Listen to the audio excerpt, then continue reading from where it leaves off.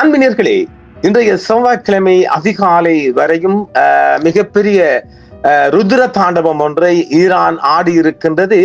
Kuwait நாட்டில் இருக்கின்ற அமெரிக்க தளங்கள் மீதும் பஹ்ரைனில் இருக்கின்ற அமெரிக்க தளங்கள் மீதும் மிகப்பெரிய தாக்குதல் நடத்தி இருக்கின்றது.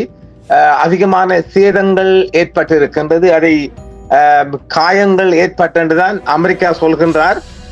ஆனால் சில உயிரிழப்புகளும் நடைபெற்றதாகவும் செய்திகள் வெளிவந்த வண்ணம் இருக்கிறது. அவைகளை எம்மால் உறுதிப்படுத்த முடியவில்லை. ஆனால் காயங்கள் ஏற்பட்டுள்ளதாக அமெரிக்க சென்ட்ரல் கமாண்ட் தெரிவித்திருக்கின்றது.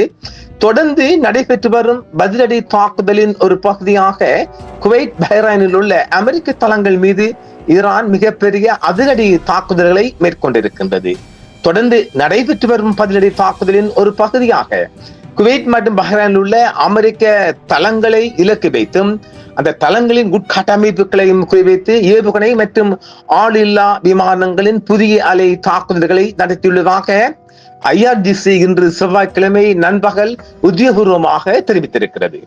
குவைத் மற்றும் பஹ்ரைனில் உள்ள அமெரிக்க ராணுவ தளங்கள் மீது இஸ்லாமிய புரட்சி காவல்படை நடத்திய தொடர்ச்சியான ஏவுகணை மற்றும் ஆளில்லா விமான தாக்குதல்களால் ஏற்பட்டுள்ள சேதங்களும் தற்பொழுது வெளிவந்த வண்ணம் இருக்கின்றது.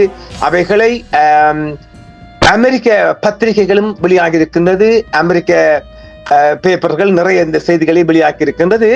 பஹ்ரைனில் உள்ள சாகிர் விமானப்படை தளம், அல் சாகிர் ஏர்பேஸ் மற்றும் சல்மான் துறைமுகத்தில் உள்ள அமெரிக்க படைகளின் வசதிகள் கடுமையாக சேதமடைந்துள்ளதாக அமெரிக்காவும் செய்திகள் தெரிவித்திருக்கின்றது. குறிப்பாக அமெரிக்க கடற்படையின் 5வது கடற்படை, குறிப்பாக US 5th Fleet Headquarters 5வது கடற்படை தளத்தின் கட்டமைப்பு பகுதிகள் மற்றும் ரோன் பழுது பார்க்கும் மற்றும் பராமரிப்பு ஹேங்கர்ஸ் இலக்கு வைக்கப்பட்டு அளிக்கப்பட்டுள்ளதாக ஈரான் உத்தியோகபூர்வமாக தெரிவித்துள்ளது. மேலும் பஹ்ரைன் தலைநகரில் சர்வதேச விமான நிலையத்திற்கு அருகிலுள்ள குடியிருப்பு பகுதி ஒன்றின் மீது தாக்குதல் துகள்கள் விழுந்ததில் 8 மாடி கட்டிடம் ஒன்று சேதமடைந்துள்ளது. சில வான்வழி தாக்குதல்களால் வான் போக்குவரத்து அமைப்புகளும் வெகுவாக பாதிக்கப்பட்டிருக்கிறது. குவைத்தில் உள்ள அலி அல் சேலம் விமானப்படை தளம் மற்றும் கேம்ப் அரிப்ஜான் தளங்கள் மீது தீவிர தாக்குதல்கள் நடத்தப்பட்டு பெருத்த சேதம் ஏற்பட்டிருக்கிறது. அமெரிக்க கடற்படை சிறப்பு கமாண்டோ வீரர்கள் நிலைநிறுத்தவும் அவற்றுக்கு தேவையான உதவிகளை செய்யவும் பயன்படுத்தப்பட்ட தளங்கள் முற்றிலுமாக தீக்கிரையாக்கப்பட்டுள்ளதாகவும் தெரிவிக்கப்பட்டுள்ளது. மேலும் MQ-9 ஆளில்லா விமானங்களை நிறுத்தும் தளங்கள் மற்றும் தளவாட சேமிப்பு கிடங்குகள் சேதமடைந்துள்ளன. குவைத்தின் மின்சாரம் மற்றும் நீர் உற்பத்தி நிலையங்கள் மீதும் நடத்தப்பட்ட தாக்குதல்களால் அப்பகுதியில் தீ விபத்து ஏற்பட்டு தற்பொழுது இன்று செவ்வாய்க்கிழமை மின் விநியோகம் தடைப்பட்டிருக்கின்றது. ஈரானிய தரப்பு மற்றும் IRGC வெளியிட்டுள்ள அறிக்கைகளில் அமெரிக்க மற்றும் நேச நாட்டு தளங்களுக்கு பலத்த சேதங்கள் ஏற்பட்டுள்ளதாக கூறப்பட்டாலும் அமெரிக்கா அதிகாரப்பூர்வமான தரப்பில் இத்தாக்குதல்களை பெரிய அளவிலான உயிரிழப்புகளோ அல்லது குறிப்பிடத்தக்க அமெரிக்க பணியாளர்களுக்கு பாதிப்புகளோ ஏற்படவில்லை என்று அமெரிக்கா தெரிவித்துள்ளது. எனினும் ஒட்டுமொத்த பிராந்திய மோதல்களின் காரணமாக அமெரிக்க படைகளுக்கு பல்வேறு இடங்களில் காயங்கள் ஏற்பட்டுள்ளதாக அமெரிக்க சென்ட்ரல் கமாண்ட் அறிவித்துள்ளது. ஜோர்டானில் உள்ள அமெரிக்க வான் தளத்தின் மீது நடத்தப்பட்ட தாக்குதலில் அமெரிக்க ராணுவ வீரர்கள் 2 ஏற்கனவே கொல்லப்பட்டதும் இன்றும் கொல்லப்பட்டதும் ஒருவர் மாயமானதும் இந்த முழுமையான பூசலுக்கு நேரடியாக காரணமாக அமைந்தது என்று சொல்லப்படுகிறது. இதற்கு பதிலடியாக அமெரிக்கா தனது வான்வழி தாக்குதல்களை தீவிரப்படுத்தியதுடன் IRGCயின் படைகளை குறிவைத்து தொடர்ச்சியான குண்டு வீச்சுகளை மேற்கொண்டிருக்கிறது. அதற்கான பதிலடியாக இன்று செவ்வாய்க்கிழமை அதிகாலை வரையும் ஈரான் 2 நாடுகளிலும் உள்ள அமெரிக்க பேஸ்களை குறிவைத்து ருத்ர தாண்டவம் ஆடி இருக்கிறது என்பதுதான் சரியான பொருத்தம்.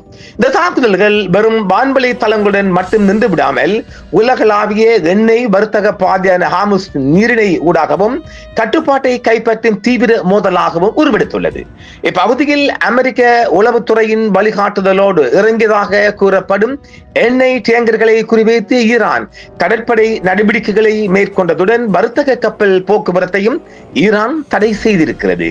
குவைத் மற்றும் பஹ்ரைன் தளங்களை தவிர ஜோர்டானில் உள்ள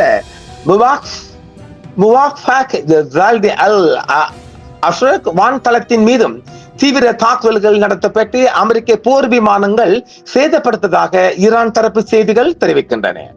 இதற்கு முன்னர் ஜூன் மாதம் பாகிஸ்தானில் மத்தியஸ்துடன் இரு நாடுகளும் இடையே கையெழுத்தாகியிருந்த அமைதி ஒப்பந்தம் மற்றும் புரிந்துணர்வு ஒப்பந்தம் முழுமையாக சீர்குலைந்து தற்போது மீண்டும் ஒரு முழு அளவிலான நேரடி போர் சூழல் உருவாகியிருப்பதாகவே தெரிவிக்கப்படுகின்றது. இதை நியூ அரப் செய்திகளும் வெளியிட்டு இருக்கிறது. அமெரிக்காவின் தொடர் வான்வழி தாக்குதல்களால் ஈரானின் தெற்கு பகுதி, கடலோர பகுதிகள், எரிசக்தி மற்றும் நீர் விநியோக கட்டமைப்புகள் கடுமையாக பாதிக்கப்பட்டுள்ளதாகவும் தகவல்கள் தெரிவித்துள்ளன.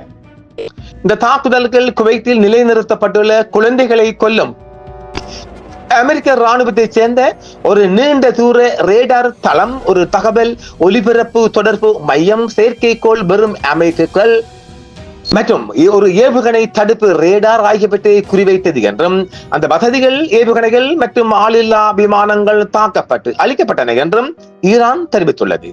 நர்ஸ் 2 வெற்றி 2 அதன் பதம் நடவடிக்கையின் 24வது அலையின் 2ஆம் கட்டம் என்று அது விவரித்ததன் ஒரு பகுதியாக அலி அல் சேலம் தளத்தில் உள்ள MQ-9 ஆளில்லா விமான கொட்டகையும் தாக்கப்பட்டிருக்கிறது. மேலும் பல ஆளில்லா விமானங்கள் அளிக்கப்பட்டன என்றும் அது முற்றிலும் சேதமடைந்து விட்டதாகவும் ஈரான் தெரிவித்துள்ளது.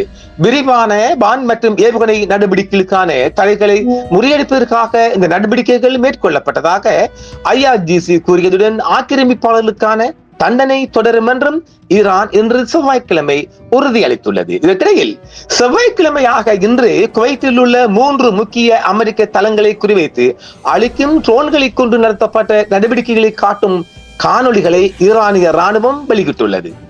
சில மணி நேரங்களுக்கு முன்பு பஹ்ரைனில் உள்ள இதே போன்ற தாக்குதல்களை IRGC விண்வெளிப்படை அறிவித்ததுடன் இது பிராந்தியத்தில் உள்ள அமெரிக்க ரேடார்கள் மற்றும் வான் பாதுகாப்பு அமைப்புகளுக்கு ஒரு இருண்ட இரவை உருவாக்கி உள்ளதாக ஈரான் தெரிவித்துள்ளது. Dark night. இந்த அறிக்கைகளின்படி அல் முஹாரத்தில் உள்ள ஒரு அமெரிக்க ரேடார் மற்றும் பாதுகாப்பு அமைப்பு முற்றிலுமாக அழிக்கப்பட்டு அதன் செயல்பாட்டு சுற்றுப்பாதையில் இருந்து அகற்றப்பட்டிருக்கிறது. அதே நேரத்தில் அல் ரிபாவில் உள்ள ஒரு பெட்ஹார்ட் வான் பாதுகாப்பு அமைப்பு ஒரே நேரத்தில் நடத்தப்பட்ட ஏவுகணை மற்றும் ரோன் தாக்குதலில் தாக்கப்பட்டு அழிக்கப்பட்டுள்ளது. எதிர்கால விரிவான நடவடிக்கைகளுக்கு வழிவகுப்பதையும் இலக்குகளை துல்லியமாக தாக்குவதற்கான தடைகளை அகற்றுவதையும் இந்த நடவடிக்கையின் நோக்கமாக கொண்டுள்ளது என்று IRGC கூறியதுடன் அமெரிக்காவிற்கு எதிரான எங்களது பதிலடி நடவடிக்கைகள் தொடரும் என்றும் ஈரான் இன்றும் செவ்வாய்க்கிழமையும் மிகப்பெரிய எச்சரிக்கையை கொடுத்திருக்கிறது. இதற்கிடையில் பஹ்ரைனில் உள்ள ஷேக் ஈசா விமானப்படை தளத்தில் அமெரிக்க படைகளின் நிலைகளை குறிவைத்து அராஸ் ஆளில்லா விமானங்கள் நடத்திய தாக்குதலின் காணொலி காட்சிகளையும் ஈரான் வெளியிட்டுள்ளது. இதோ வருகிறது பாருங்கள். பொதுமக்கள் வசிக்கும் இடங்களை குறிவைத்து 10 இரவுகள் தொடர்ச்சியாக நடத்தப்பட்ட வான்வழி தாக்குதல்கள் உட்பட தனது பிராந்தியத்திற்கு எதிரான அமெரிக்காவின் ஆக்கிரமிப்புக்கு பதிலடியாக இந்த தாக்குதல்கள் நடத்தப்பட்டுள்ளதாக ஈரான் இன்று செவ்வாய்க்கிழமை உத்தியோகபூர்வமாக தெரிவித்திருக்கின்றது. அதன் பின்னர் ஈரானிய ஆயுதப்படைகள் மேற்காசியா முழுவதும் உள்ள அமெரிக்காவின் முக்கிய நிலைகள் மீது தொடர்ச்சியான பதிலடி தாக்குதல்களை தொடர்ச்சியாக நடத்தி வருவதாகவும் நாளையும் புதன்கிழமையும் அதிகாலையும் இந்த தாக்குதல்கள் தொடரும் என்றும் ஈரான் எச்சரிக்கை கொடுத்திருக்கின்றது. ஆக வளைகுடா அதிர்கின்றது. நேற்று முன்தினமாக 3 தினங்களாக குவைத் ஏர்பேஸ் மூடப்பட்டிருக்கின்றது. போகின்ற போக்கை பார்த்தால் பஹ்ரைனும் துபாயும் அமீரகமும் தங்களது வான் பரப்புகளை மூட வேண்டிய ஒரு கட்டாய நிலைக்கு தள்ளப்படும் என்பதையும் நாம் எட்டி வைக்கின்றோம். அடுத்ததாக தற்பொழுது அடுத்த செய்தியாக தருகின்றோம். உங்களுக்காக நாங்கள் தருவது டலட் சந்தி முற்றுமுழுதாக ஈரானின் கட்டுப்பாட்டில் கொண்டு வரப்பட்டிருக்கின்றது. அங்கு தொடர்ச்சியாக தனது பாதுகாப்பு நடவடிக்கையும் ஈரான் விஸ்தரிக்கின்றது. 2 அணிகளும், அமெரிக்கா ஈரான் அணிகளும் இன்று ஒரு நேரடியாக மோதக்கூடிய சூழல் உருவாகியுள்ளது. பார்ப்போம் அடுத்து வரும் காணொளிகளிலும். என்றும் உங்களுடன் சன்ரைஸ் இந்தியா டிவி சப்ஸ்கிரைப் பண்ணுங்கள், பெல் பட்டனையும் கிளிக் செய்யுங்கள். உங்கள் ஆதரவே எங்கள் சேவை. ஆதரவு தாருங்கள், அரவணைப்போம். மறக்காம சர்ப்ரைஸ் பண்ணுங்க. தேங்க்யூ.